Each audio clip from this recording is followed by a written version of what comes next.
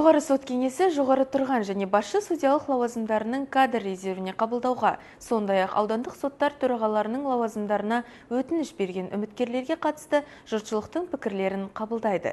Кеңестің ресми интернет-ресурсында жоғары тұрған және басшы судьялық лауазымдарының кадр резервіне, сондай-ақ аудандық соттар төрағаларының лауазымдарына іріктеуге қатысуға жіберілген азаматтардың тізімі жарияланған. Қазіргі уақытта кеңес құжат тапсырған үміткерлерді зерделеу және бағалау бойынша жұмыс жүргізуде.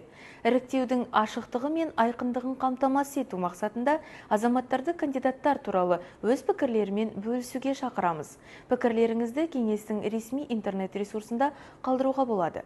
Жоғары тұрған және басшы судьялық лауазымдардың кадр резервіне үміткерлер туралы пікірлер 2025 жылғы 14 қыркүйекке дейін қабылданады. Конкурс жарияланған күн бағанынан 2025 жылғы 18 шілдені таңдау қажет. Аудандық соттар төрағаларының лауазымдарына үміткерлер туралы пікірлер 2025 жылғы 16 қыркүйекке дейін қабылданады. Конкурс жарияланған күн бағанынан 2025 жылғы 1 тамызды таңдау қажет.